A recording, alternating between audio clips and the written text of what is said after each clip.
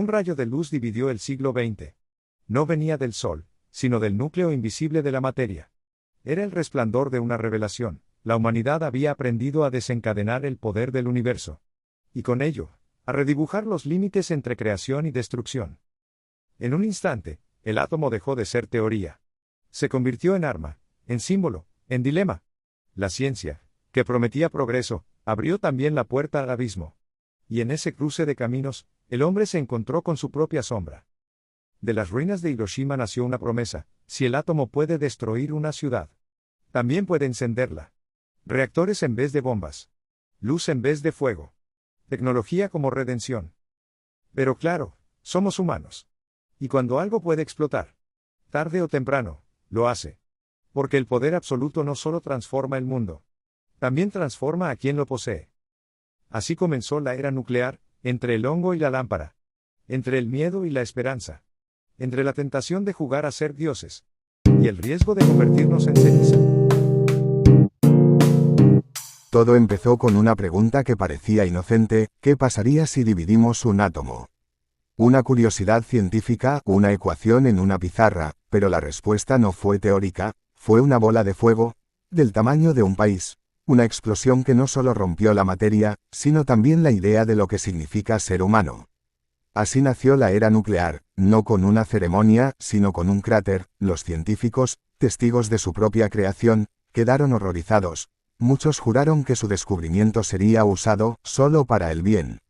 Para la energía, para la medicina, para el futuro. Pero los políticos tenían otra visión, sonrieron, y empezaron a construir bombas, porque nada dice paz mundial, como tener el poder de borrar el mapa de alguien en 3 segundos. La lógica era simple: si todos tienen miedo, nadie se atreve a atacar. La paz, por medio del terror. La diplomacia, con cuenta regresiva.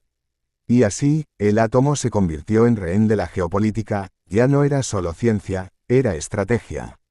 Era amenaza. Era moneda de poder. Los laboratorios se llenaron de secretos, los cielos, de pruebas, los océanos, de submarinos invisibles, y bajo tierra, silos esperando órdenes que nunca deberían llegar. El mundo se volvió un tablero de ajedrez radioactivo, cada país con sus piezas, cada líder con su dedo cerca del botón, y cada ciudadano, sin saber si el próximo amanecer sería el último. El poder atómico había nacido, pero no como herramienta de progreso, sino como recordatorio de que, a veces, las preguntas más inocentes tienen las respuestas más peligrosas. Después de la Segunda Guerra Mundial, el mundo tenía una nueva religión. La energía nuclear, átomos para la paz, decían los carteles. Como si el mismo núcleo del universo hubiera sido domesticado. Reactores brotaban como catedrales modernas. Promesas infinitas, electricidad para todos. Una utopía alimentada por neutrones. El futuro brillaba, literalmente. Las ciudades soñaban con cielos sin humo. Las fábricas con motores eternos. Los gobiernos con independencia energética. La fisión era milagro, era progreso, era poder. Y en ese fervor, se enterraron dudas bajo toneladas de concreto. Hasta que alguien preguntó: ¿y qué pasa si algo sale mal? 3 palabras respondieron: Three Mile Island, Chernóbil, Fukushima. Y el brillo del futuro se convirtió en una sombra radiactiva. La fe se fracturó como una vasija de plutonio. Los mapas se tiñeron de zonas prohibidas. Los relojes Geiger reemplazaron los relojes de pulsera. Y el silencio de los bosques contaminados gritaba más fuerte que cualquier alarma. Los niños nacieron bajo cielos monitoreados. Los pescadores abandonaron costas enteras. Y los científicos, antes profetas, se convirtieron en custodios de tumbas invisibles. Pero el mundo no dejó de creer. Solo aprendió a dudar. La energía nuclear no murió. Se volvió ambigua, como un dios que da luz pero exige sacrificios. Hoy, entre promesas de reactores más seguros y el fantasma de los errores pasados, la humanidad sigue preguntando: ¿cuánto vale el futuro? ¿Y cuánta sombra estamos dispuestos a aceptar para seguir brillando? Chernóbil, el lugar donde la ciencia soviética quiso impresionar al mundo, y lo hizo, con un nuevo tipo de amanecer. Uno que no salía del horizonte, sino del núcleo abierto de un reactor. Una explosión sin sonido, pero con ecos que aún resuenan en los pulmones de Europa. La zona de exclusión se convirtió en símbolo, en frontera entre la arrogancia y la humildad tecnológica. Los árboles se volvieron grises. Los relojes se detuvieron, y la palabra, contaminación, adquirió una nueva escala. No visible, no inmediata, pero eterna. Fukushima, la central que sobrevivió a un terremoto, a un tsunami, pero no a los recortes de presupuesto. La naturaleza golpeó, pero fue la negligencia humana la que dejó entrar el agua. Y así, Japón, maestro de la precisión, descubrió que incluso los sistemas más avanzados pueden fallar si se les resta atención. La radiación cruzó el océano. Y con ella, la pregunta: ¿cuánto control tenemos realmente? Cada accidente nuclear es una lección, una advertencia escrita en cesio y estroncio, una historia que debería enseñarse en todas las escuelas, pero que olvidamos en aproximadamente 3 ciclos electorales. Porque la memoria política es corta, y la memoria ambiental, demasiado larga. Los reactores se apagan, pero los residuos siguen hablando. Y mientras tanto, seguimos usando carbón. Porque, claro, el humo negro parece menos peligroso que una palabra que termina en ion. Fisión, radiación, contaminación, palabras que asustan más que chimeneas humeantes. Preferimos lo visible a lo invisible, lo inmediato a lo acumulativo. Quemamos el pasado geológico para iluminar el presente, ignorando que el futuro se oscurece con cada tonelada. La humanidad, en su afán por avanzar, ha confundido energía con redención. Y en ese error, ha construido templos que brillan, pero también sangran. Hoy, entre promesas de reactores más seguros y la persistencia del carbón, seguimos atrapados entre 2 fuegos, el que arde y el que no se ve pero nunca se apaga. Y mientras el mundo debate entre lo limpio y lo seguro, entre lo barato y lo eterno, una verdad se impone: la energía no es neutra. Tiene memoria, tiene consecuencias, y tiene voz. Solo falta que la escuchemos.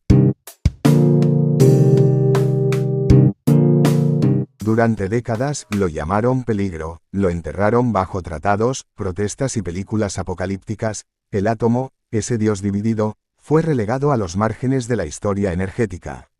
Pero aquí viene la ironía: en pleno siglo XXI, cuando el planeta se calienta más que las discusiones en Twitter, el átomo regresa, no como amenaza, sino como promesa. Los mismos gobiernos que lo enterraron, ahora lo llaman energía verde.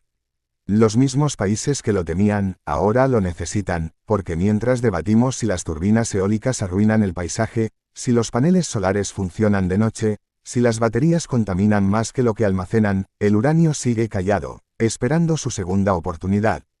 No hace ruido, no emite humo, no depende del clima, solo espera, como un actor que fue expulsado del escenario y ahora es llamado para el acto final.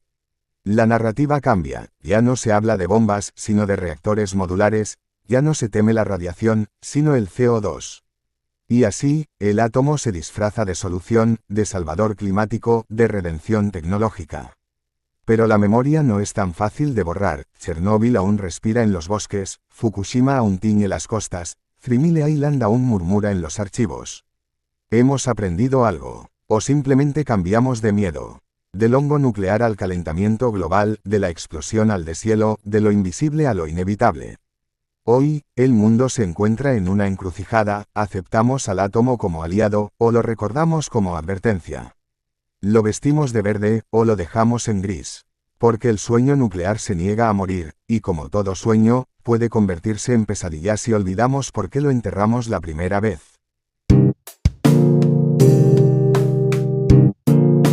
Hoy, la nueva generación de reactores promete lo que los viejos nunca pudieron. Seguridad, eficiencia, 0 emisiones, una promesa brillante, en medio de sombras persistentes. Durante décadas, el átomo fue símbolo de poder y de miedo. La fisión, milagro técnico, herida moral. Chernóbil, Fukushima, palabras que aún resuenan como advertencias, pero también como desafíos. Ahora, los ingenieros hablan de reactores modulares, de diseños intrínsecamente seguros, de algoritmos que anticipan fallos antes de que ocurran, de una energía limpia, constante, libre de carbono. ¿Es esta la redención del átomo? ¿O solo una nueva máscara? El ser humano quiere controlar el fuego, pero teme quemarse. Y sin fuego, no hay progreso. Así que aquí estamos otra vez, encendiendo el mismo átomo, esperando que esta vez no explote. Pero esta vez, hay algo distinto. No es solo tecnología, es narrativa, es la urgencia climática que nos empuja, la geopolítica que nos acorrala, la economía que exige estabilidad, Los reactores ya no se construyen como monumentos al poder, sino como refugios contra el colapso energético. Ya no se diseñan para dominar, sino para coexistir. Y sin embargo, la pregunta persiste. ¿Podemos confiar en una industria que nació de la guerra? ¿Podemos reconciliar el átomo con la ética? ¿Podemos mirar al núcleo, sin parpadear? Porque el renacimiento nuclear no es solo técnico, es simbólico, es el intento de domesticar lo indomable, de convertir el miedo en esperanza, de hacer del riesgo una oportunidad. Pero el riesgo nunca desaparece, solo cambia de forma, y la esperanza necesita vigilancia. Así que encendemos el reactor, no por nostalgia, no por arrogancia, sino porque el tiempo se agota, y el fuego, una vez más, nos llama, no para destruir, sino para iluminar. La energía nuclear es como un genio atrapado en una botella. Silenciosa, brillante, inquietante, puede cumplir tus deseos, o convertir tu casa en polvo cósmico. Es poder sin humo, pero con miedo. Es futuro, con condiciones. Y quizás por eso la amamos y la odiamos al mismo tiempo. Porque refleja lo que somos. Una especie que construye su salvación, con las mismas manos que fabrican su final. Durante décadas, la humanidad ha bailado con el átomo. A veces con elegancia, a veces con arrogancia. Lo hemos invocado para iluminar ciudades, para alimentar industrias, para calmar la ansiedad energética. Pero también lo hemos usado para destruir, para marcar frontera con fuego, para convertir la ciencia en amenaza. El dilema no está en la tecnología, está en nosotros, en nuestra capacidad de contener el poder sin perder el juicio, de diseñar sin olvidar, de avanzar sin repetir errores. Porque el genio nuclear no es bueno ni malo, es neutro, es energía pura. Lo que hagamos con él depende de nuestra ética, de nuestra memoria, de nuestra humildad. Hoy, los reactores prometen seguridad pasiva, inteligencia artificial que anticipa fallos, diseños que se apagan solo si algo sale mal. Pero el dilema persiste, no en los planos, sino en las decisiones. ¿Quién controla el genio? ¿Quién decide cuándo se abre la botella? ¿Quién responde si algo falla? La energía nuclear nos ofrece una salida al colapso climático, una fuente constante, sin carbono, sin humo. Pero también nos recuerda que toda solución tiene un precio, y que el precio no siempre se paga en dinero. A veces se paga en confianza, en memoria, en riesgo asumido por generaciones que aún no han nacido. Por eso el dilema es eterno, porque no se resuelve con ecuaciones, sino con conciencia. Podemos encerrar al genio, podemos invocarlo, podemos ignorarlo, pero no podemos fingir que no existe. Y quizás, en ese espejo atómico, vemos lo más profundo de nuestra condición, la tensión entre creación y destrucción, entre deseo y responsabilidad, entre lo que podemos hacer y lo que deberíamos hacer. Así que seguimos adelante, con cautela, con esperanza, con el genio aún dentro de la botella, mirándonos, esperando. Del hongo al foco, del miedo a la esperanza. La energía nuclear es nuestro espejo más honesto.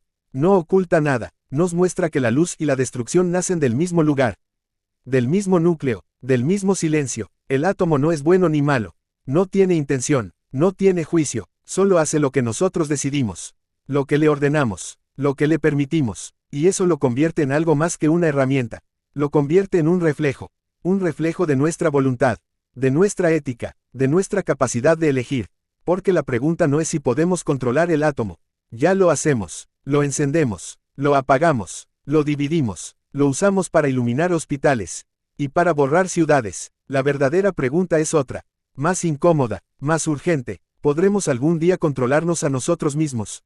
¿Podremos resistir la tentación de usar el poder sin sabiduría? ¿Podremos elegir la lámpara en lugar del hongo? La energía nuclear no es el final ni el principio, es el umbral, un umbral que nos obliga a mirarnos, a decidir qué tipo de especie queremos ser. Porque cada vez que encendemos una lámpara, recordamos que también encendimos el sol, y que en nuestras manos, la luz puede ser vida, o puede ser sombra. La lámpara sigue encendida, y mientras lo esté, la elección sigue siendo nuestra.